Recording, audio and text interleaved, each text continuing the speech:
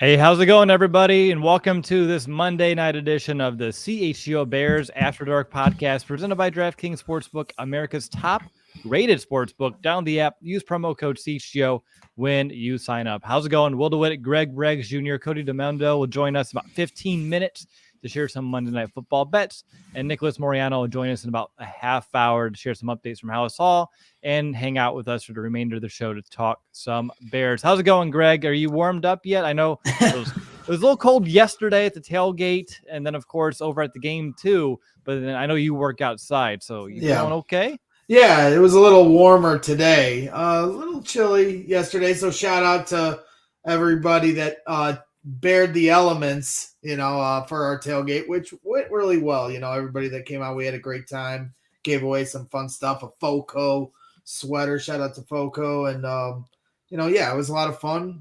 We got more tailgates to come. The Eagles coming up in a couple weeks, so you never know with the windy city and the weather. If the wind stays away, it's much more palatable. But regardless, we always have a good time on the corner of Roosevelt and Michigan.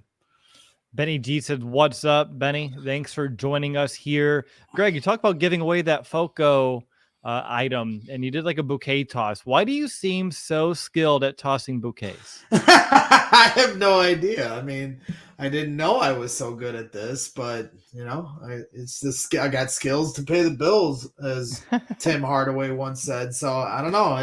It seems like the high man is going to win in this little game we're playing too, because it's a jump ball. So I guess tallest man is going to win most time. But it seemed like for the FOCO sweater, because we did it for the first week with the Justin Fields jersey, this time there was a little more of a battle for this one. So I like that. I like that. I'm not sure how that got resolved, but it's nice to see people fighting it out, get a little competition going. That's how you'll warm up. That's what I was saying. Right. Like, I just at one point just started running around and checking people into the walls like a hockey player. I came at Nick Moreano at one point, and just to get the blood flowing, so Sure. we warm up a little. Yeah, that was helpful towards the end for all of us, right? Throwing the football a little bit. We had some multiple going out there, running routes. Adam versus Nick was a fun, one-on-one matchup that I was watching there for a little bit. But it was a really good time. I know, like you said, a little bit chilly, but we still had a really good turnout. A lot of fun was had, and we do have another tailgate coming up. We have 2 weeks to prepare for this one. It'll be on 12/18, right before the Bears take on the Eagles. And of course, we just talked about how fun yesterday was. Greg, why should people bear the elements yet again later in December to join us for this tailgate before the Bears take on perhaps the best team in the NFC, at least record-wise, the Eagles? Yeah, I mean, well, it obviously is a great matchup, Justin Fields versus Jalen Hurts, and you can come out and enjoy the tailgate with us, and it's a short walk to Soldier Field. And if you're going to the game, I mean, to me, that's setting up for, a little bit of foreshadowing as we hope for the Chicago Bears and Justin Fields, right? The Philadelphia Eagles kind of laid out the blueprint for what we hope we can do for Justin Fields here. Get him a lot of help. Look how much time that Jalen Hurts has to throw the ball this year. And they bring in A.J. Brown, a dynamic number one wide receiver. Justin Fields certainly could use one of those. So to me, that's going to be a great matchup and a great team that's going to come to the lakefront. So come on out, get some tickets with the Game Time app, and come on over to our tailgate and have some fun. I mean, 65 is too cold for you, Gaston. I mean, Gaston from Beauty and the Beast. But yeah, I mean, Chicago Bears fans can handle the bear weather. So you like Nick's comment up here too? Nick. Yeah. Well, it was a friendly check into the boards, but yeah, throwing the football around, a lot of fun. So, we'll see. A couple weeks, we get a bye week. Normally I would say obviously the late season bye, no fan wants. You want it right in the middle. You want it you don't want it too early, you don't want it too late. This one's way too late. But yes, it kind of, for just how this season has unfolded, it kind of worked out when we've gotten it as Bears fans and for the team itself, because there's just so many players hurting. Justin Fields, obviously, in particular, to give him a couple weeks off after, carrying this team all year, to whatever their, I understand they've only won 3 games, but at the same time, carrying them to be competitive in these games at the very least, he needs 2 weeks to rest. So I'm happy for him. Hopefully he's flying to Maui. Yeah, seriously, just get away for a little bit, recoup, recover. When you said carrying the team, I was thinking of like Louis Lasik from Remember the Titans when he walks in the locker room. Yes. And bent over like, oh, my back. It's because he's carrying the team there. But Greg, you talked about the bye week and where it's at, and we'll talk about later in the episode, maybe some things the Bears can work on improving. I mentioned on yesterday's post game that Eberflus, I may have mentioned in post game, we're actually on the field with Nick in our little spot, but Eberflus did give the coaching staff gave the players like 3 things that they can individually work on to be better after the bye. So I thought it'd be a fun exercise for us to kind of do the same thing for us looking at this team. We'll get to that later on, but as we kind of now officially kick off After Dark, I have to do a vibe check. Where is Greg's head at here, a day removed from this game? I mean, for me, and we talked a lot about it on the post game, me and Mark and Adam and Kevin and Dave from our CHGO Bulls show, we're all kind of talking about it as the game was unfolding during the Packers game. But like, I am just dead set on the Bears getting the number 2 pick. I understand it's completely out of my control. I'm not rooting against the Bears. I'm not rooting against any success Justin Fields finds on the field. If he can throw a game-winning touchdown pass, I'm going to be happy for him. But at the same time, when they lose, in predictable fashion that they lose every week. I mean, Adam Hogue, we're up 19-10. He's placing bets because it was like plus 250 that the Bears were going to, for the Bears to lose. So, right. It was predictable that they were going to blow that game. I understand it's frustrating, but I just continue to look at the silver lining in this, and I just will continue to beat the drum. It's going to be a long month of talking about this, and I know some fans don't already want to talk about the draft and those offseason aspirations, but I just feel like it's such a franchise-changing opportunity for this team. And, to have the number 2 pick, you're holding all the cards. You're holding 4 aces, in my opinion. And, some people go, oh, well, you can't, you don't know who you're going to get. And it's no guarantee that player is going to be good. That's exactly my point. You have an opportunity to trade back and add multiple picks. And now you have multiple opportunities for a player to work out. And it's pretty simple, to me, it's self-explanatory, and some fans are against it. I am not, because if you're in the number 2 spot, number 3 is likely a team that's going to need a quarterback. If the Rams are the team that end up being the number 3 spot, that's the Lions pick. They want a quarterback. So that's only going to encourage all these other teams that want a quarterback to move up to number 2 ahead of them. So right. I was just going to mention John's comment there too, because like, why do we believe a number 2 pick can save the team's going to take multiple drafts? Well, the good thing about having a top 2 pick is that if you do trade back, and if you look at even recent drafts, like if you trade out of that number 2 spot, you will get compensation, not just in this upcoming draft, but the following and perhaps even the one after that. Just look what the 49ers gave up for Trey Lance. That's the one I keep coming back to because it's really what excites me about the potential for the Bears. What was the return on that deal? Off the top of my head, I don't have the exact numbers, but they swapped first rounders that year. They gave up another first round the following season and another first round the one after that. So you got 3 first round picks for that second overall, plus like a second or a third here or there. Like you had like a handful of picks just for number 2. And I think they had to give up like also like their 4th. Like yes, it was. So you're getting I'm looking at it here. Miami walked away with the number 12 pick in 2021. The first round selections in 2022 and 2023, and a 3rd round pick in 2022. And that's the point. We need multiple players in multiple spots. Well, that's multiple picks that you've now changed out for 1 pick. And when you're a team with so many holes, like you're saying, this speeds up. That expedites this process. Bill Belichick and the New England Patriots have been trading back in drafts for years. You want to be in a position where you can continue to trade back because you're just acquiring more chances to find the right player. Everybody keeps saying, oh, you can't guarantee who you're going to get, and they can't be good players. Well, then I'm not pinning all my hopes on that number 2 pick. Now, as I said, you get a lot of swings there with a trade back like that. Now, it takes 2 to tango. If they don't get a fair trade offer, you're not just going to take anything. So then the worst case scenario sits at drafting a very talented player at 2, whether it's Jalen Carter or Will Anderson. That's worst case scenario. The further you fall back in the draft, they had beaten the Packers. Not only would the Packers have jumped the Bears, then they would have also fallen back to number 10 themselves. So now you're depending on 9 other teams' incompetence to find that player. I mean, I'm sure there's more than 10 players that'll be good in the draft, but at the end of the day, if you're looking for a particular player, you're praying 9 other teams aren't going to take that player. And now you're looking at your board. If you're at number 2, you're not looking at your board. You're looking at your phone for who's calling you to give you a trade haul. Or you're looking at the one player you want to take because the Texans are taking a quarterback, more than likely, in my opinion, Bryce Young. They'd be crazy not to. I know how much Lovie Smith loves his defensive players, but to me, the GM's going to step in front of that, and they're going to take a quarterback. I mean, they'd be crazy not to. So, to me, that's the silver lining in this. I don't see them beating the Eagles. I don't see them beating the Bills. We're getting ahead of ourselves, and anything can happen any given Sunday.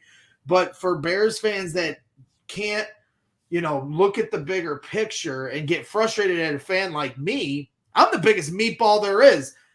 I hate Aaron Rodgers. I hate the Green Bay Packers. I want to beat them, but I'm playing the long game here. We've lost to them enough. I can lose one more time to them if it equals this opportunity. We're so close to it. Was I rooting against not rooting against, that's probably a bad choice of words, but I wanted the Bears to beat the Lions. I wanted them to beat the Dolphins. I wanted them to beat the Falcons. I've changed kind of my perception as we're getting closer to the finish line.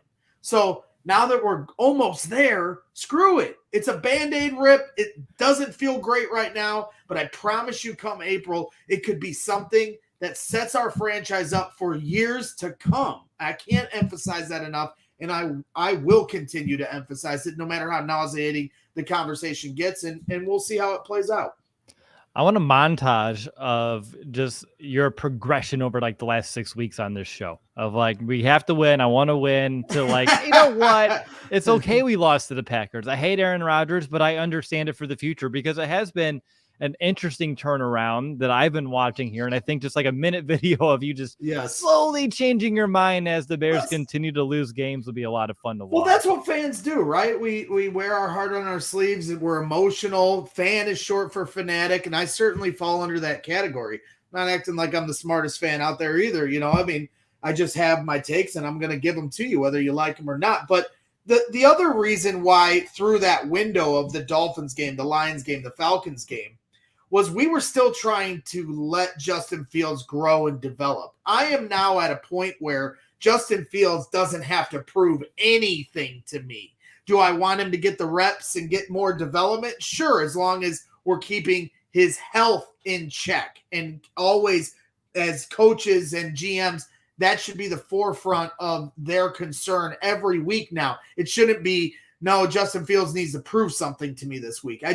There's nothing left for him to prove because he just needs more weapons. He needs an offensive line like Jalen Hurts has. If he has time in the pocket, he's going to throw for 300 yards like some fans keep saying he can't do. He will do. He threw for 250 yards yesterday with a line that is patchwork. They credit to them. They didn't give up a sack. Keep that up because we need it, for the last 4 weeks. God forbid anything happens to him that affects next season. That's, for me, what I'm looking at. Yeah, I want them to develop, but there's a bigger picture at play, and that's where my eyes are solely focused on here this last month. Continue to develop, but let's hold that number 2, those 4 aces I want to keep in my hand going into the offseason. There you go. I love it. You mentioned Justin balling out despite the offensive line. They had been kind of playing out their minds a bit, just knowing that Justin's playing hurt. I think that helped a lot. I wonder what he said in that pregame huddle to maybe fire them up too. a little bit, but you mentioned it, like we're on to the next one and we'll see. And some of this is out of the Bears' hands. And I've been already kind of doing my homework of like, who do we need to start rooting for this week? Well, we want, of course, the Texans to win. We want them to beat the Cowboys. And I don't know the likelihood of that, Greg, but that is something that we need to root for here this week if we're trying to even have a chance and crack at that number one. I know we're not trying to get greedy, but I'm just saying. I mean, as much as I'd love to jump the Texans, I just don't think it's possible because they have to win 2 games. And not just one. You know, they almost won last week, so that would have made it more interesting. But now that we're down to 4 games, they're at 1 win and we're at 3. So they'd have to win 2 games in order for us to tie them, to jump them.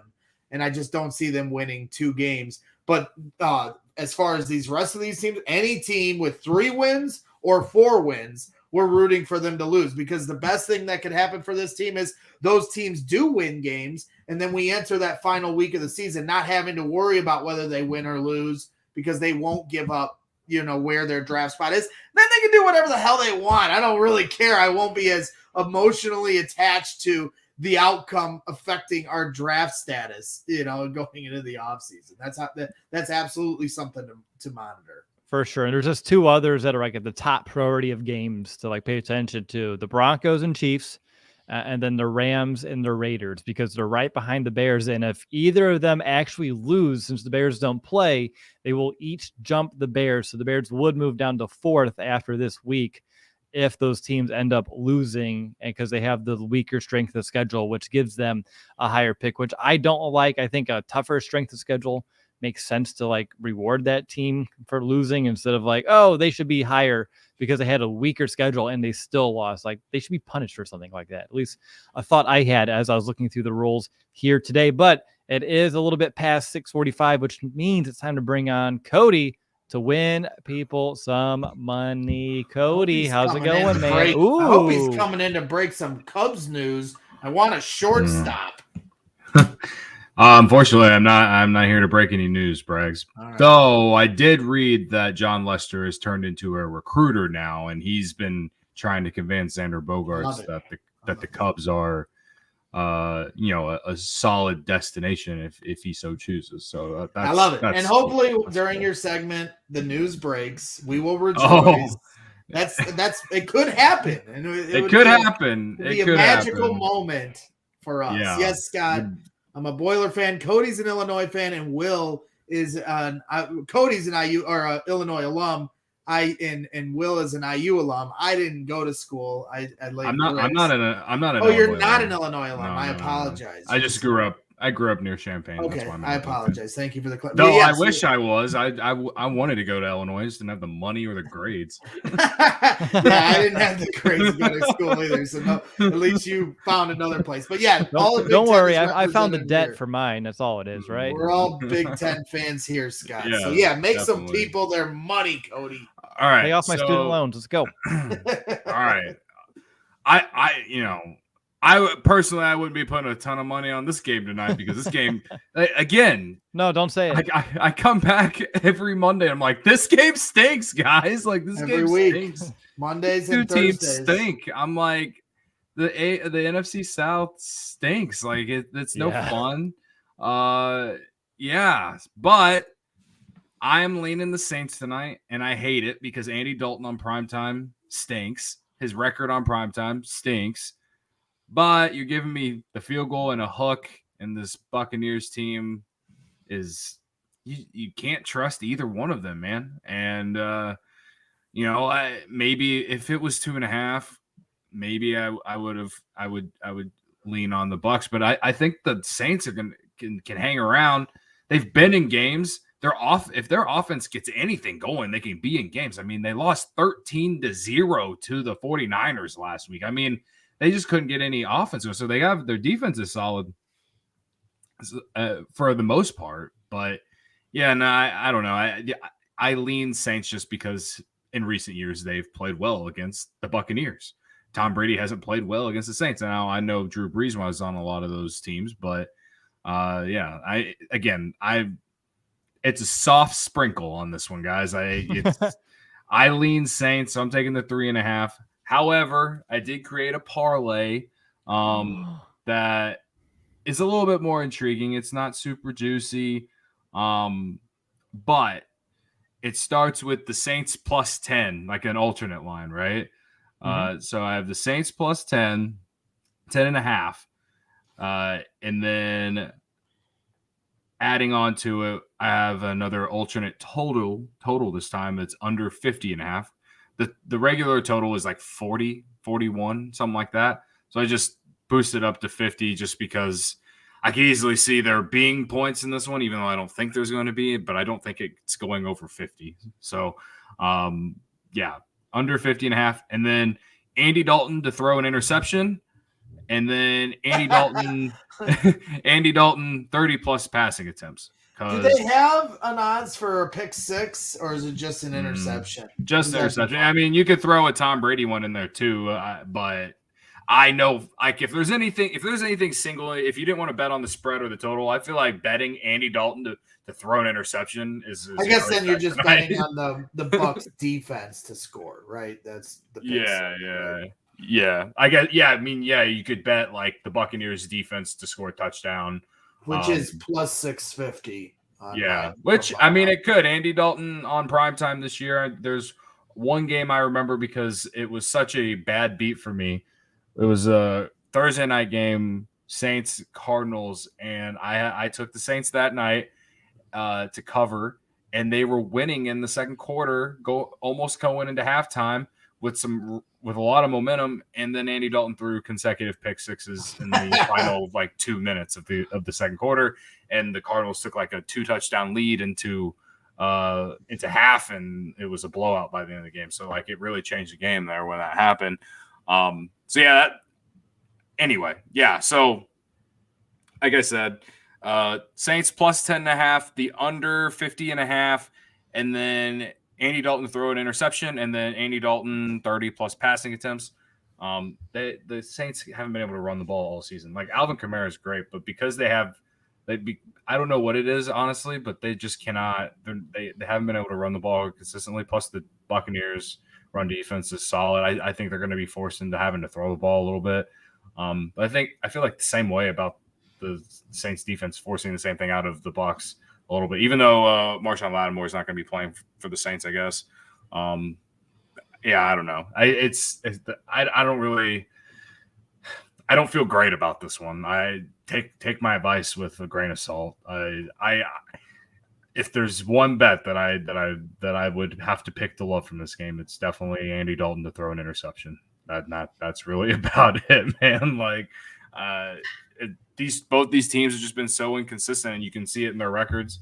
The Buccaneers should definitely be better than what their record is, but they lost to the Panthers earlier in the year. Like they've played down really bad. Like they haven't played well against their own division. Again, they lost to the Panthers. The only team that they've played well in their division is the Falcons, and Tom Brady's played well against the Falcons his entire career, or at least since he's been with the Bucs. So, but it's reverse with the Saints. Like the Buccaneers have not played well against the Saints since he's been there. So that's why I lean Saints. Those NFC South matchups are bloodbaths. They beat up on each other. Yeah, absolutely. So there is a promo on DraftKings tonight. It's boosted to plus 100, and all it is for Mike Evans or Chris Godwin to score a touchdown. It's boosted. It's from like minus 175 to plus 100. It's like just one of those it's supposed to be easy money promos that DraftKings is giving you, but I do not necessarily. I still don't like it. Like sometimes those don't hit, and I feel like that one ain't gonna hit. And I know Lattimore ain't gonna play, I guess, but again, like Godwin's got one touchdown on the year. I know. So if anyone's scoring that touchdown, I think it's Evans. I think Godwin's got one touchdown. I was looking at his numbers on my fantasy team today, and he's got a lot of fantasy points from yards and catches, but no touchdowns. So he has one touchdown. So at least from my memory. So if I'm wrong on that, let me know. But yeah, no, if anyone scores a touchdown on that, I think it's more likely Mike Evans, which he's very solid, right? Like he's really good. So I mean, maybe he does it. Maybe I look dumb here, but it is a promo that's worth the dabble if you want to sprinkle $10 on. I think the max bet is $25 if you're in Illinois. So yeah, I mean, I think it's totally worth something. I'm good. I'm staying away. This game sucks. I don't want to bet any of it, but it's one football game on a Monday night. I might as well look at it.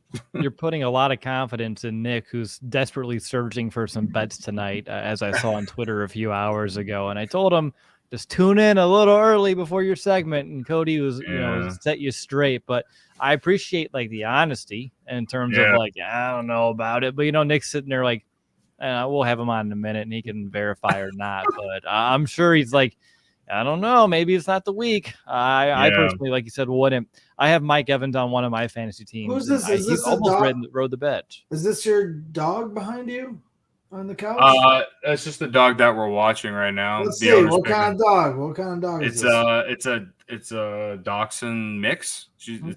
Her name is Penny. She's a wiener dog, in other words. I'm just scouting because we're in the process of getting a new dog here, trying to get one under the wire before Christmas, but we're getting too picky with it. It's a big decision, Yeah, we dog sit on the side to make extra cash, and her owner we've known for a year, and we just. Again, he pays us to watch her dog, and all she does is do exactly what she's doing right now, is lay on our couch and sleep. I like chill dogs because I got a crazy daughter, and I can't have a crazy daughter and a crazy dog. So, oh my goodness, that would be a lot. It'd be a lot to deal with. But I'll tell you who is rooting for the Saints today, and that is the Philadelphia Eagles. Why, chat? Because they traded down and gave the Saints their pick last year, and the Saints gave them their first-round pick this year, which is going to be in the top 10 for all you that are learning at home right now of what it means when you trade back and how that sets your franchise up for the future. Sorry, go ahead, Cody. Keep making people. I was just gonna point out Benny_G's comment saying odds of Baker to the Niners, and I did look at that market earlier today, and I think the 49ers have the best odds to land Baker Mayfield right now. That's just crazy to me. It's almost like there's a backdoor handshake deal with them because, what are the odds that the Niners would need a quarterback this week now that, Jimmy Garoppolo goes out for season, and all of a sudden the Panthers are like, you know what we're going to do? We're going to drop Baker Mayfield, who we just brought in. There's no way that the Niners didn't give some little backdoor handshake deal on this. I'm sniffing something out here. It's a plus. It's plus 220 too. It's not it wasn't not plus 500, but it's also not minus 110. There's some decent value on there, right? They trade for Christian McCaffrey, so they're going for it. Yeah. So they're in win now mode. Right. I don't know when Trey Lance is coming back, but that's a good point. I think he's out for the year, but that is a good point. Mm-hmm. I think he's definitely out. Yeah. Yeah, they definitely gotta get another quarterback. However, the guy they put in there yesterday did just fine against the Dolphins, but now the league's gonna do some scouting. So, but I was looking at that market, and we don't ever pull up Don Burr and his. No, we love Don. Even though he's Detroit versus everybody. Even if he's Detroit fan, nobody's perfect. Yeah. And he downgraded. He's 1.0. What happened? Because he was 2.0. Oh. Could be two downs. Two downs don't make it right. No, definitely. I don't think a million downs make it right, Greg. Before I get out of here, you know how I like to say my 2 cents about the Bears. I just want to say that this was the weirdest week arguably the weirdest week of being a Bears fan, because I was rooting for the Bears to win, but also rooting for them to lose, and it was against the Packers, and I just didn't really know how to feel. But I'm actually just happy that there's a bye week, so I get a break from them this week. Yes. That's where I'm at. I'm ready to not watch them on Sunday. I need a break. Well, as long as you just bask in the glory that we have our answer at quarterback and not worry about the results of the game, you'll feel much better as a Bears fan. So we all went into this season. We wanted our answer at quarterback. And the fact that they're 3-10, potentially can be 3-14 to end the year. And not only do we have our answer at quarterback, but he's potentially a superstar quarterback. The fact that we can say that in a 3-14 season is pretty crazy. And we should all actually rejoice in that fact and get ready for maybe the biggest offseason in Chicago Bears history. Yeah, that's true. I guess the only reason that I'm still a little just like mad that they lost is because like I can't get over that stupid Aaron Rodgers post-game interview. Like it just we all hate I can't. I just can't. Just la la la la la. Yeah, that's what I'm more torn about because I've been predicting that he's going to retire, but I don't know do I want that to happen. Obviously, I do because I hate him. Just get out of my life or stick around for one more year. And the Bears are going to kick your face in, Aaron, if you do. That's like that's how confident I feel about the Bears going into next season. And maybe it's unfounded because they have a lot of holes to fill, but I do feel that way. If we are this close in 10 games with this roster, just imagine how many games they're going to win next year with a few more pieces and a little more experience. Come on, it's guys. easy logic, Braggs. Like, I mean, how like you. It's not like it takes a scientist to understand this. Like, yeah, they're in games and they're finding a way to lose games. When the meatballs are coming up with the logic, that's when it gets scary. Okay, I'm going to call timeout on that one. Yeah. Well, you're not a meatball. Me and Cody were I know. Definitely. By nature. That sounds like a good band, Meatballs by Nature. But you are much smarter, so we won't throw you in the – you're certainly, I definitely – diehard fan, but you're not a meatball. You're much I definitely get too high sometimes and I get too low. Because coming in the year, and this will implement Will remembers I told him this, like, Will talked me into like 9 wins or whatever. 11 wins. He talked me into it because I came into the year and I was like, this team's gonna stink. I take the under on total wins.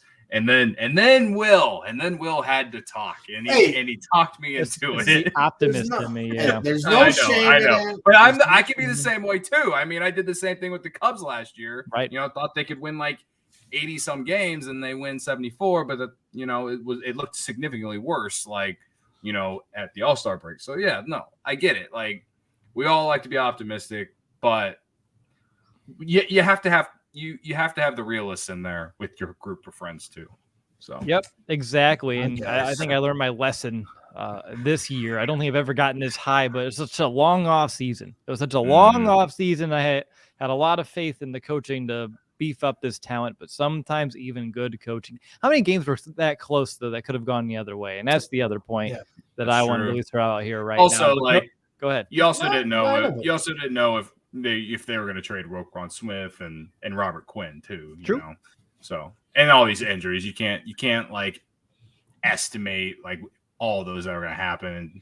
Yeah, no, I'm not even sitting here saying that was a bad take. That was just you being optimistic. So, well, I appreciate it. I still get shit for that one off and on Twitter, in the chat. I think it's mostly gentle ribbing, but it's still one where I just like a sour taste in my mouth a bit that I will learn from this experience. Adam Hogue predicted 9 wins. He's been beat writer for years, and he's an expert analysis with the Bears.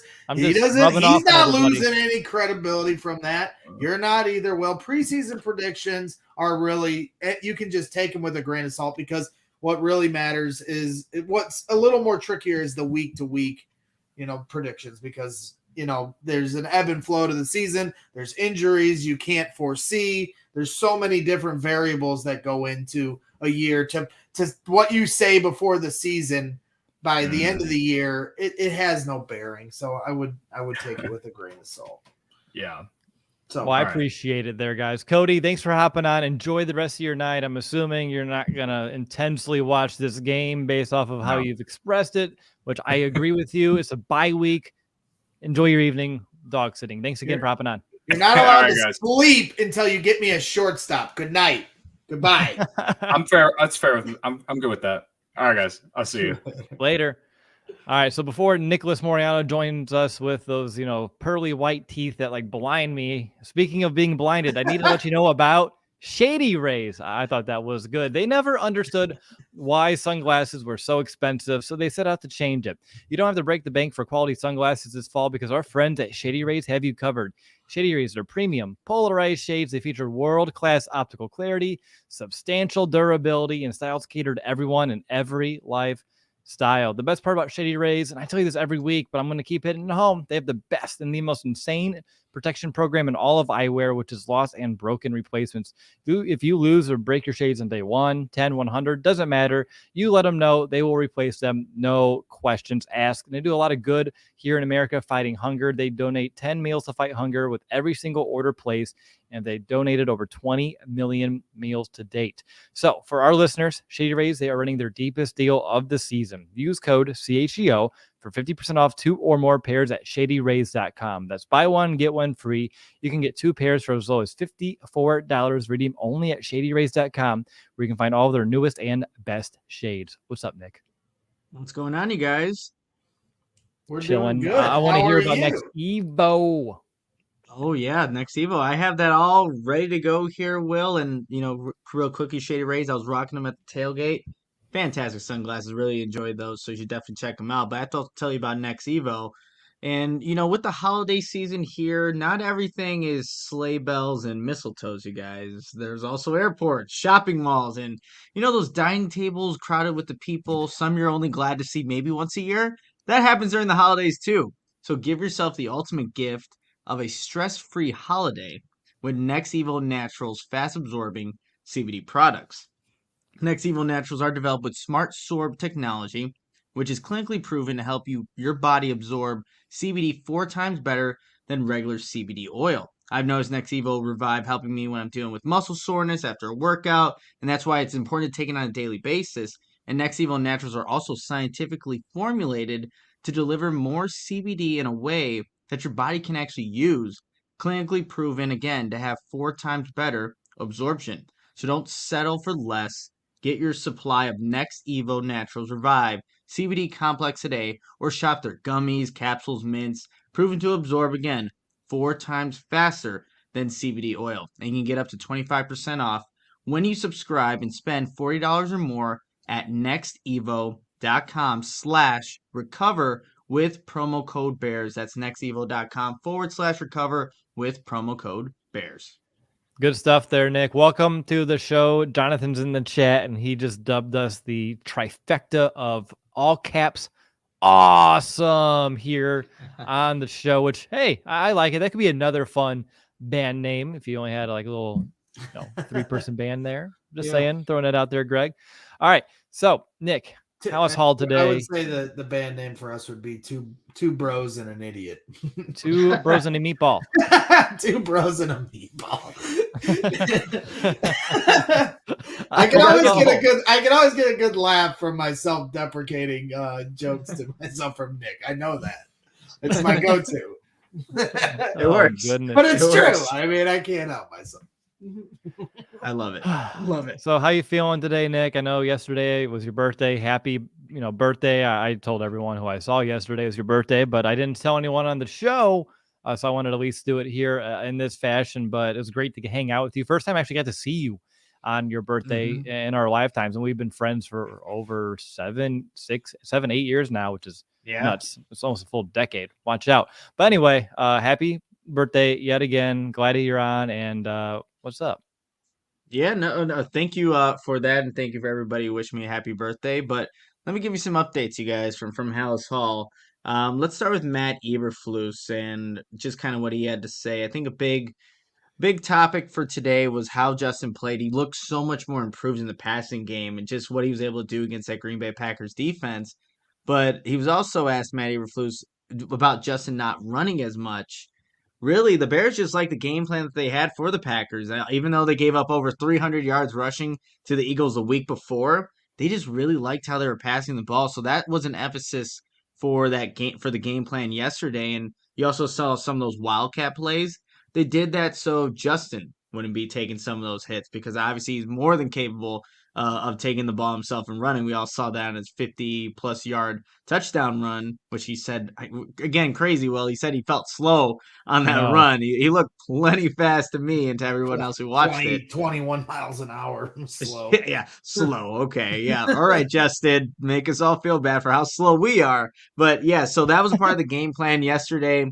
Also on on the play calling after N'Keal Harry's deep pass, which is a great catch by N'Keal Harry and Justin Fields adjusting. It was originally a hitch route, and N'Keal Harry adjusts as he sees Fields gets outside the pocket. The Bears offense ultimately stalled, but Matt Eberflus defended the play calling, which were those runs, and they didn't do much afterwards. But he said if you go back and you check out the third down run, and I have to rewatch this one and see exactly what he's talking about here.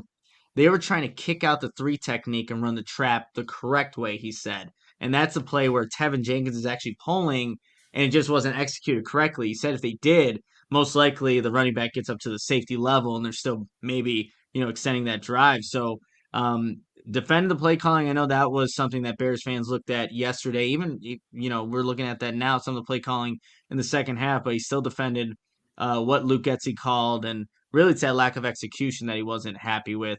And then we also saw Alex Leatherwood a couple times throughout the game and thought he played great. The first action out there, but the Bears, they want to get him out there, and moving forward after this bye week, the plan is to kind of still keep that rotation, but based off of what Eberflus was kind of saying and how he said it, like if he keeps continuing this level of play, he's going to be someone that could be in the mix to be the right tackle over Riley Reef. But for right now, it is him in that rotation for now. Again, I think he got maybe 10 snaps in that game. It just so happened that all the drives that he was in, the Bears had those deep passing plays or the big plays downfield. So he wasn't actually able to stay out there as long as maybe the Bears anticipated, but I'm sure they're not going to pass up taking explosive plays in the passing game when it happens. But that was his thoughts on Alex Leatherwood. Do you like the rotations? I mean, to me, it's like if a guy's ready to play, we saw this with Lucas Patrick, Tevin Jenkins. Is there something to be said about that war of attrition and letting the one guy get after it? And like, I understand they're trying to work him into the offense, so I can accept it for one game. But man, I'd really love to see Leatherwood get the lion's share, if not all the reps the last 4 weeks, if he is ready to play, because then that war of attrition as the game goes on, because I'm sure there's punch counter punch as an offensive lineman, how you're playing the guy across from you. And if you keep coming in and out, you're kind of resetting all of that. Like, where do you stand with this rotation concept that Luke Getsy and Eberflus seem to love? Let me jump in here real quick, Nick, and then I'll let you kind of take over because I'm going to set you up here for a home run. So I don't mind the rotation right now. Greg, you made a lot of great points to like why it's not ideal. And obviously any set situation, you want a starting 5 and that's that. But with what Nick uncovered yesterday about Leatherwood and the mono and coming back from the mono and having to gain a lot of weight back, losing muscle due to having, being ill.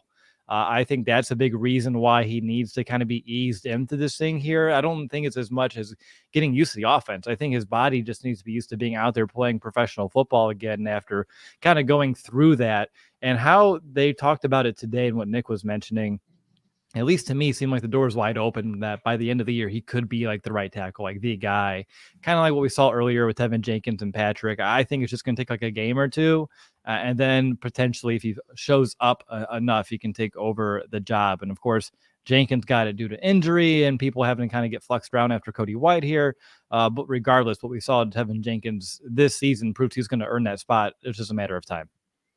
No, that's a good point, Will. And I do agree, like, Greg, what you were saying, like I think every single play you're out there as an offensive lineman, you're gathering intel on how this other player opposite of you is going to play, your pass set. So he does lose an opportunity to kind of gain that intel to see how the other guy is playing opposite of him. But with him, like what he said yesterday in post game in the locker room, like losing 20 to 25 pounds and having to kind of just regain just being in football shape, I think it just took a lot on him being in a new area to a new environment. But I'm okay with this for now, but after this bye week and knowing that you only have 4 games left and you have a young guy like that, obviously very talented, has not lived up to the expectations of that first round talent as of yet. Why not? I want to see more Alex Leatherwood than I want to see Riley Reid. Right. I think that everybody this is does. their opportunity to find out about guys. I mean, the one thing that I'll always defend them on when it comes to not playing like backups that you haven't found out about earlier in the year too is you don't want to risk Justin Fields' development in sake of that. So because bringing in guys that haven't played, there's an unknown there, and if they're not having cohesion with the rest of their line or whatever position you want to say, especially on offense, you start rotating guys in that can throw off Justin Fields' rhythm and chemistry, and his development is, to me, priority number one. So I'm sure there's some of that calculus behind it. But yes, now that we're rounding third and we're in the home stretch of the season, you brought him here. He's a top first round pick talent, and Keel Harry, same thing. First round pick talent. You traded him. You got to find out what you have in these guys before you go into next year. And to me, if you can play him for the full 4 games, and let's say it's a big positive, you might be able to go into next season with another box checked as far as so many holes they have to fill if you're Ryan Poles. I don't think he's going to win the starting right tackle job in 4 games, but at the same time, he could set himself up to be the leader in the clubhouse unless something changes drastically in the offseason. So I see a big opportunity here these last 4 weeks. Yeah, absolutely. I think you just want to know, again, ballpark what you're dealing with, what you got, right? And you can get a somewhat of an evaluation in the last 4 games, especially if he's getting a majority of those snaps. So I agree with you there, Greg. Real quickly, Eberflus also was asked about, Cairo Santos missing 2 kicks, the field goal, and then obviously that one got blocked, and then the extra point. He said the operation looked good. It really is just on Cairo Santos on executing and making those kicks. I have an article up on all CHGO where don't give up on Cairo Santos just yet. Kickers do go in slumps, so definitely go check that out. We also got an opportunity, guys, to hear from David Montgomery, Equanimous St. Brown, and also Jalen Johnson. Real quickly, the highlight, the snippets from those guys. Montgomery, even though the Bears had a season high 409 yards of total offense, wasn't all too impressed with it when he was asked about it today. Ultimately said the offense still needs to be better. They didn't win the game, and he highlights all the mental errors that happened. Like, there weren't any penalties, you guys, in the whole first half. And then both teams come out on their opening drives, and there's penalties starting to happen, and the Bears are, one of those teams that were penalized offensively. So Montgomery highlighted those as being, the blemish on what was a good total offense performance. They would like to score more points, obviously, but still want to see more from that. And then he is going to get away on the bye week, going to kind of get away from football for 2 days, go back. He's actually also going to visit his nephew, who was just diagnosed with leukemia last week, 7 years old. So prayers go out to David Montgomery's nephew and everything that he's dealing with. But he's definitely going to make time to get away from football and really focus on the things that matter. And especially during this bye week, it's a good opportunity to do that and just be with family.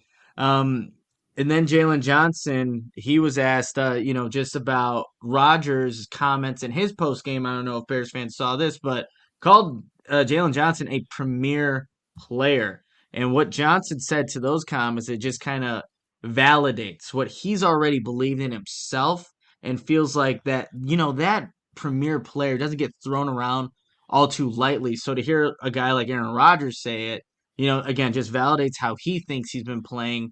But he was also asked if he thinks he's had like a Pro Bowl season. And ultimately he said no. But here's his explanation for it. He's like, a Pro Bowl is from popularity, and popularity comes from making highlight plays.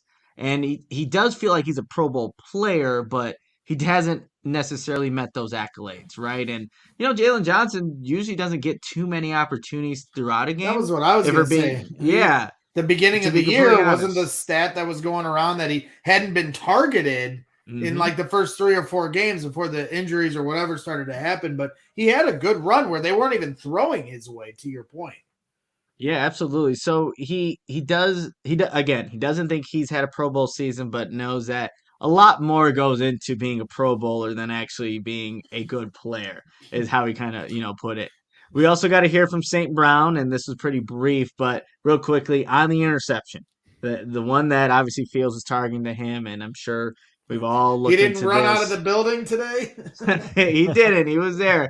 But, okay, he credits Jair Alexander on making a good play on the curl route. He was saying, like, the Green Bay corners, they squat on a lot of routes, and that's why he was able to actually beat Jair Alexander deep for the 50-plus yarder, because they like to sit on those routes. On that one, just made a great play, and obviously Justin said he would like to see the receiver come back to the ball. Eberflus said that post game, but really he credited Jair Alexander. And just again, that's how the corners in Green Bay play. They sit on those routes. He made a good play, just diving or breaking on the route, and was able to pick off Justin Fields there. Yep. And I find that whole situation interesting because the head coach and the quarterback both called him out separately right after the post game. And this morning I was listening to Tom Thayer on 670, and I respect his opinion a lot. He was saying that, he didn't agree with Fields calling him out.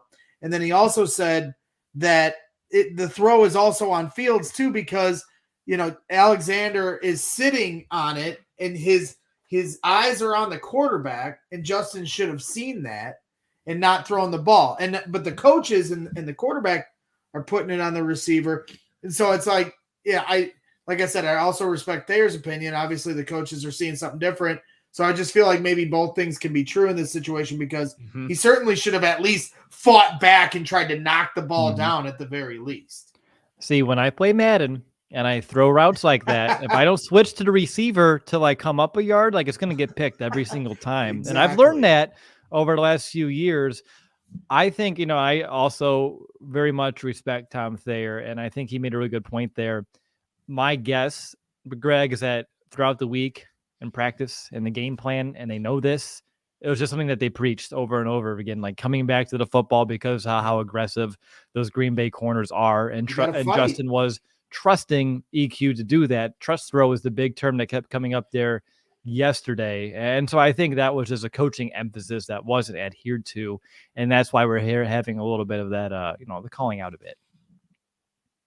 Yeah, I mean, honestly, right, they say every interception has its own story, and you got to hear both sides of it. I think, even with that one, there's a little bit that maybe the ball placement wasn't where exactly it needed to be. EQ should have not chopped his feet the entire time saying, hey, Jair, this is exactly what I'm running. So you could come up and jump this route. But yeah, it is unfortunate. I'm actually working on an article too. Like, this, again, another opportunity, a fourth quarter where the Bears could have possibly come back and won the game. They didn't. How much of that really is on Justin Fields? And I'm working on that, and that'll be out later in the week, so we can definitely dive in and check that out. That sounds right up my alley. I can't wait to read that. Really good stuff. Thanks for sharing some updates from Halas today. Up next, I want to give you guys a couple of fun stats that I found about Justin Fields. Love the Legos. It's not built yet. I'm disappointed. And on top of that, I want to just kind of discuss what we think the Bears can and should work on throughout the bye week. So real quickly, before we get to those, Greg, I'm going to kick it over to you. Chi-Town Cornhole. Things that I've been working on lately is my bags throwing game, my cornhole game. I got a chance to throw some bags, cornhole, whatever you want to call it. At the tailgate, I actually pulled off the dub. So I was really proud of myself. And we were playing on Chi-Town Custom Cornhole Boards, the #1 cornhole provider for Chicagoland and Illinois since 2007. Their signature box-style design can be digitally printed, covered in vinyl, and painted. Their cornhole boards come with built-in drink holders, recessed in on the back, LEDs that light up the hole, and exterior handles for easy carrying, and handcrafted scorekeepers. They're veteran-owned and operated. They can ship anywhere and offer local pickups. Specializing in corporate designs for your company's next marketing or social event, wedding gifts, and gifts for all occasions, especially for tailgaters and backyard barbecues. Christmas season is just a couple weeks away. Make sure you get in on Chi-Town Custom Cornhole Boards for your good friend or family member. So go check out their website, ChytownCornhole.com, and make sure to follow them on Instagram at Chi-Town Custom Cornhole Boards. Good stuff there, Greg. Thank you so much. Now, of course, you know that we're powered and also partnered with DraftKings, the official sports betting partner of the NFL, and they are my go-to when betting on the NFL this holiday season. Why? So many reasons. I love the same game parlays, easy and fast payouts, the player props, although they haven't been touching the Bears games for Nick and I on our Thursday episodes, but I digress. And right now, new customers can bet just $5 on any NFL team to win their game and get $150 in free bets if they do. So check this out right now. Everyone can earn up to 100% boost with DraftKings stepped up same game parlays. Go to DraftKings Sportsbook app, place a same game parlay, and combine multiple bets like which team will win, some player props, point totals, and more. Cody gave you his earlier here this evening. And the more legs you add, the bigger the boost and the bigger your shot to win big. Of course, I love the app.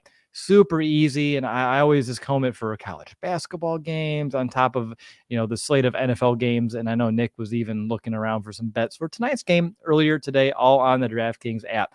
So download the DraftKings Sportsbook app right now. Use code CHGO, place a $5 bet on any NFL team to win their game, and get $150 in free bets if they do. I mean, that's enough money to bet for the rest of the football season if you play your cards right. Only at DraftKings Sportsbook with code CHGO. Minimum age and eligibility restrictions apply. See show notes for details. All right, guys. So after the game yesterday, I wrote an article, like a column. It's kind of like a hybrid article column on Justin Fields and what I saw out of him yesterday. I tweeted some of the stats this morning, and I kept a few for this show. Just wanted to kind of gauge your thoughts on, and this isn't a game. This isn't anything crazy. I just want to share more things I noticed when I was looking at the stat sheet, some trends, and maybe your guys' thoughts about what it means from like Fields' development, his growth, and what it just says to you, because it says a lot good to me. So first of all, we saw that Justin Fields really kind of spread the wealth, right? He hit 6 different receivers yesterday, but he didn't miss more than one pass to each. So it wasn't like one guy he kept going to and he kept missing on multiple throws. Only one completion to each of his targets. Brown was 3 of 4, Harry 1 of 1, Claypool 5 of 6, Pettis 1 of 2, and David Montgomery 4 of 5. And again, for not having on top of the, and Cole Kmet 6 of 7.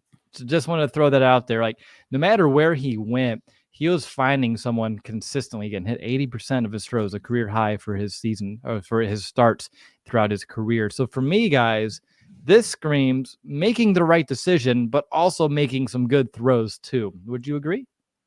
Yeah, I mean, I think he had the second. I think he had the highest QBR on Sunday, and that was with the 2 interceptions.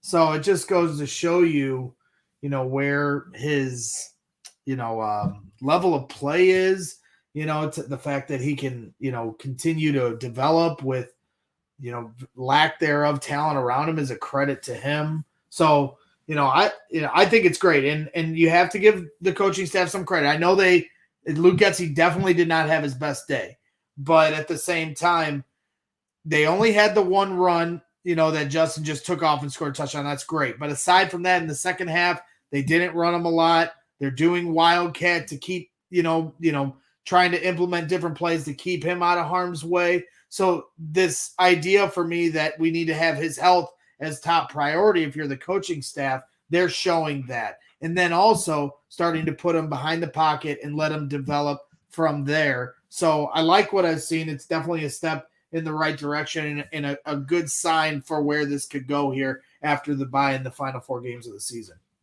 And to go back really quickly to, what you just your stat there, Will, the one sequence where Justin did miss a throw to Claypool, it was a short, quick pass where it was just out of his reach. The next 2 plays were passes to Claypool. So he went right back to him, was able to connect. And then on, obviously, the one where he fumbled it downfield, still made the catch, but it kind of just shows you that even if you do not, like, again, that was just a miscommunication between those 2, bad throw, maybe Claypool's not in the right spot, whatever it may be, he went right back to him. So I do appreciate that about Justin, where it's like you're not gonna be cut out of a play in his eyes just because you didn't execute a play, even if it was his fault, whatever it may be. He'll go back to you, which I do appreciate that about Justin Fields and his growth in the overall passing game.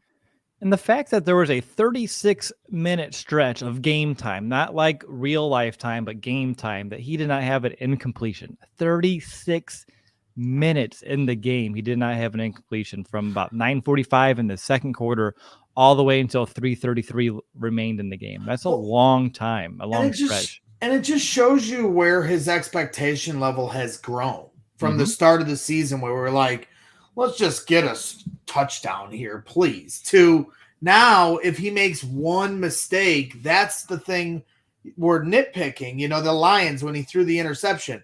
Well, in the 3 games prior, he had 7 touchdowns. That was his first interception. And people were like, you can't do that. You can't throw that pick. Well, no kidding. But that's where he's raised his expectation level. He's doing everything. And now the one mistake is the thing we're going to highlight, like the short pass to Chase Claypool. Yeah, it got away from him. As you mentioned, he turned around and went right back to him. So that to me is huge progress and a step in the right direction and a sign of things to come, in my opinion. Absolutely. And real quickly, too, I appreciated Fields' ability to be clutch on third down. And I had that feeling when we were watching the game, Nick, like he was pretty money on third down. And when I was rewatching this morning as kind of tracking some of these throws, that was a very fair assessment. He hit on his first 4 third downs faced in which he threw the football. He was 4 of 4 on those third downs for 63 yards, and he moved the chains on 3 of 4 of those. The only one he didn't was 3rd and goal from the 24. Like, it's a hard one to really convert, but other than that, he hit Kmet when he only needed 5. They ended up gaining 10. He hit Claypool when they only needed 5. They got 15. Later on, they had a 3rd and 10. Yeah, he found Cole Kmet again for a gain of 24. It just shows that continued growth in that third down, which earlier in the season, heck, most of my life as a Bears fan, third down on offense has been a death sentence. But for Justin Fields, for him to step up how he did as a thrower on that money down yesterday, I think was just another big encouraging sign for him. No, absolutely. I mean, just there's so many different things we can look in that game that you like as just from a passing standpoint. The ability to just stay in the pocket some of the plays. The deep ball to Equanimous St. Brown, they run a twist right at the very end, and Fields gets hit on the play. But the ball is so freaking accurate. It was beautiful how Eberflus called it today. Right, it's like if Fields just handed the ball off to Equanimous. That's how good a placement it was. But so many good things to take from that Packers game, even in the loss as a passer. And that's what you wanted to kind of see too. We know Justin Fields can run. We can run better than anybody. And that's the area too that we just wanted to see more of to validate how special of a player he is. And you definitely saw a lot of good things against the Packers. Wow, Greg didn't have anything to jump in on, man. I'm speechless. Mark it down on the calendar. Seriously, 103.25 in this episode. Greg didn't talk. 12/5/22 for a minute. He wow. Okay.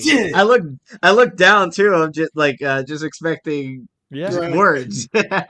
Nope. You nailed it. You nailed it. That's great. See, so as we're talking about Justin being clutch on third down, Nick was clutch there and hit the point so well. Greg didn't have anything to add, good or bad, which I think is a testament. So really good stuff there, Greg and Nick. All right, so real quickly before we end this thing, Nick, you didn't build your Lego set? I know you popped it on the screen. I unfortunately did not. This was a birthday gift from Will, so thank you so much, Will. I get to the Thanos, the glove, or actually this is the one that Iron Man made. Sorry, but it's got the Infinity Stones. But this is probably going to take me the whole bye week. So, once it's done, it'll be in the background there for all to see. If you get that done in the bye week, I am just gonna I don't know. Maybe I'll just pull a probably Greg. I won't. I probably won't. Yeah, because it's like over 600 pieces. It has on the box 18 plus. That thing has to be tough as nails to actually accomplish. So I'm looking forward to the progress. 675 pieces. Yeah, this is gonna be tough. This is gonna be tough. And then I also got him a candle, Greg, if you wanted to know, because best friends give each other candles, but I just love the saying on it. It said, "You're the best thing I found on the internet," because that's how I met Nick on YouTube a long time ago. Perfect. I think maybe those candles are normally for a special someone. Yeah, well, when the shoe fits. What was the aroma? What was the? It's a manly one. Yeah, I have not lit it yet, so I'll let you know. Is this lavender? No, all right. Yeah. So let's wrap this thing up by just looking at this bye week ahead, and if there's a specific player that you want to give like some coaching to, or maybe just a general theme that you think the Bears can work on together. Obviously, the buzzwords are easy, right? Execution, finishing games. Like we've heard it all year. To me, it's almost like a broken record at this point, but I know I put some names in our little shared notes of like Gibson, Sanborn, Domrop, Claypool, Jones, Montgomery, Fields. But really, I mean, we already ran a little long. And on top of that, I don't know how many of these guys, like I can pinpoint like one thing or the other. So maybe you have a general coaching point you want to hit, but the premise of the episode and the headline, so I want to make sure we adhere to our promises. What do the Bears need to get better at during the bye? And I think for them, just first of all, having a week off and a break is probably a good thing. They've been going at it since the last week of July nonstop. This is literally their first week off since then, besides like the one mini bye between like the end of preseason and a regular season. I'm not the actual mini bye that we always point to of the turning point for Justin Fields. But still, like, is there anything that you want the Bears, or do you think they can get better at over the bye week? Obviously, for me, we talk about Alex Leatherwood. Just continuing to get back into that game shape would be one for him. Like, don't take this week off too easy. Continue to keep working out and being, some high physical activity, because I think, as I talked about earlier, just getting more into game shape would really help him be a bigger part of that rotation and ending up eventually becoming a starting right tackle before the season's over, which would be tremendous heading into the offseason. Not that you would guarantee him a starting job next year, but at least you feel good. Like, okay, we claimed him for a reason, and you can at least move forward from there. But I'll open up the floor. Do you guys have any coaching points at this bye week? I think for me, like, I've been pretty disappointed with Travis Gibson this season, you guys. Somebody that I thought would make the most of his opportunity with Robert Quinn gone and Al-Quadin Muhammad never becoming the player that I think Eberflus envisioned, bringing him back from Indy to Chicago. But for him, like, he just needs to start winning those one-on-ones. He's getting the opportunities, you guys. Like, he really is. It doesn't matter what side he's playing on or who the tackle is, whether it's a backup or not. And I know, Will, like in a bunch of our preview shows, I'm like, this is the lineman that Travis Gibson can win against. Yeah. And it just hasn't happened. And his last sacks were in the week 2 game against the Green Bay Packers. And that's the only sacks he's had in the season. So it's not even a coaching point, but what I really want to see is just him in learning, I guess, different moves to get to the, the opposing quarterbacks. And he was telling me in the locker room, it takes there's a lot of variables that go into getting a sack. Everyone needs to execute, but still, you probably just need to also just win those one-on-ones when you have that opportunity. So for me, I just want to see in these last 4 games, can he make the most of this opportunity? He's going to have a hell of some quarterbacks to try and get a sack on, Jalen Hurts and Josh Allen. But man, if you can do it there, I think that holds some weight. But I really want to see if Travis Gibson can capitalize on these final 4 games after the bye week. You gotta hope. That's frustrating because of the jump he took last year, knowing that Eberflus is someone that historically can get good production out of, quote, lesser talented guys, not premier household names in this league. And unfortunately for Gibson, unfortunately for Al-Quadin Muhammad, like, it just has not happened for either of those guys. And heading into the season, we talked like, do both of them equal one good starter? And the consensus was yes. Like, entering the season, like both of them sharing like the role on one side when we had Robert Quinn on the other, no problem. That didn't turn out to be the case, and then you trade Robert, and then you have both of them out there in a full-time role, and it has not been good, really, whatsoever. I don't even have words. It's been so bad. I'm trying to be like not super crude about it. What about you, Greg? Put on that coaching hat. What do you got? Yeah, I mean, I've lost hope for the pass rush. I mean, it is disappointing for Travis. I've kind of been like all aboard the excuse train when it comes to that, because I just feel like it's a domino effect. None of them have help for each other. So anybody that does have potential, it makes it even harder when there is no real threat across the line with them. But at the same time, when you bring up the one-on-ones that he's not taking advantage of, I mean, when you're on the outside like that, unless you're getting chipped, you don't have that excuse. You at some point, the rubber's got to meet the road, and you got to, not lean on the excuses and get the job done and get to the quarterback at least once, since week 2. I mean, at some point, the accountability still falls on you. You mentioned, Jack Sanborn on your list. Like, I know some people would say coverage, but again, the excuse train, they don't have a pass rush. So if you expect Jack Sanborn to be great in coverage when quarterbacks have all the time in the world to find, receivers going across the middle, linebackers can only hold with a, wide receiver or tight end for so long. So like, I don't want to be too hard on his coverage. He had an interception to win the game that the refs called back at one point.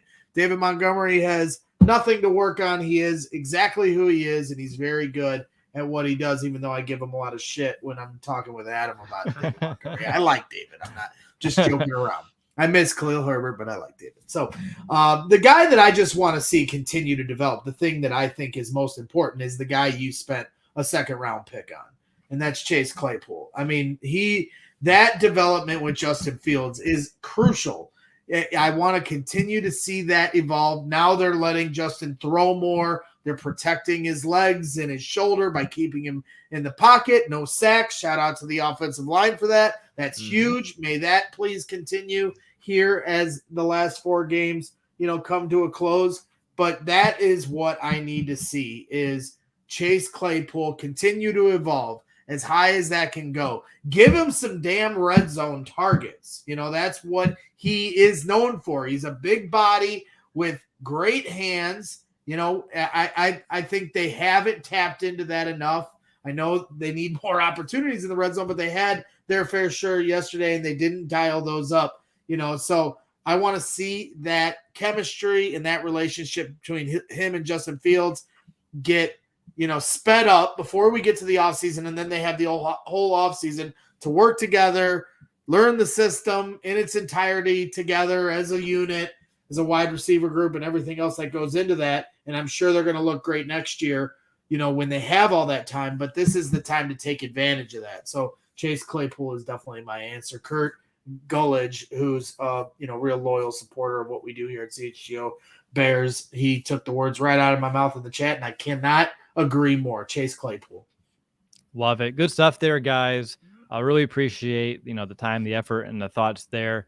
The only other thing I wanted to add, and I was going back through like my Fields notes as I was scrolling back up to the Tailgate notes, because I want to make sure I hit on that one final time, is like we talked about spreading the wealth and the third down throws. The one thing I haven't at least heard today, at least myself, is like the fact that he played within the offense, like the scheduling of a play. Like he was on time, he was within a rhythm. And that's something which, for him with the offensive line that he's had to play behind, getting all these new targets to kind of work with, like that timing thing, it takes a little bit to kind of get down pat. And for him to come back after a week off to play his most complete game passing, and a lot of that being due to playing within the offense, being on schedule, and just having that good chemistry with the receivers, which means throwing that ball in time. Again, just an extra positive that I figured, why not end the show with? Because it's a bye week. It's a long week. And I wanted to end it on a positive with Justin, because that's just the best thing you can possibly do. Can't go wrong very well. And you brought up Madden. Matt Eberflus can spend the bye week playing Madden so he can learn some timeout management. Because that's what I learned from Madden was quality timeout management. There's never a scenario I don't understand how to use the timeouts correctly to save myself time at the end of the game. And if he just played a week of Madden, I think it would go a long way in learning a little better with his time. He's had it a little bit of rocky games here when it comes to that, but I know he's still growing as a head coach and making those end of game decisions. I can see him right now, like making his own custom player and like maxing him out, and then just like going in God mode and like catching a pass and like bowling over guys and going down like the Flus is loose, and then like running down. He has that guy. His name is Justin Fields, so he already has that creative player then you max out to the hundreds with Justin. But no, it's like I said, I think it's all an evaluation period and things that they can take from the failures that they take from this season are going to make them better going forward. But I hope Matt Eberflus is analyzing what he's doing. Yeah, self-scouting. You got it, Nick. That's what I want to see. If the mini buy was any indication, that should be the case with this coaching staff. I will have a lot of hope that's exactly the case. But I'm going to call that an episode here, guys. I want to thank you again for your time. Nick and I will be back on Thursday together. Obviously, no game to preview. So it's going to be like an old school Chicago Audible bye-week special, which means we don't know exactly what that entails yet, but we're going to know by Thursday. It's going to be a lot of fun. So hope you'll join us then. Real quick before I go, just want to make sure you do know that we have that tailgate coming up on December 18th before the Bears take on the Eagles. You can go play some catch with Nick with his rocket arm that he was on full display there yesterday, just threading the needle. It doesn't matter who he was throwing to. He was building immediate chemistry too. So yeah, the link is in our description below. All you can eat, all you can drink. You're going to hang out with us before the Bears take on the Eagles. We would love to see you there. But thanks for hanging out with us here on this bye week Monday night. And we'll all see you soon. But until then, bear down, Chicago.